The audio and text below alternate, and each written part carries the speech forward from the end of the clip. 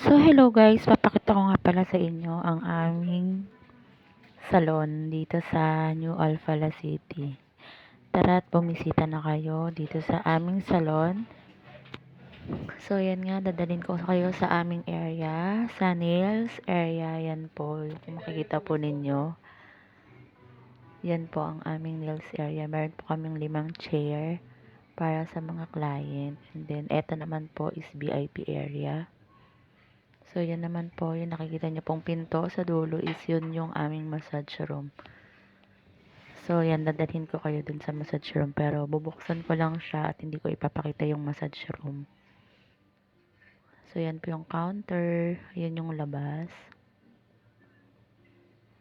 And then, yan na po ang massage room.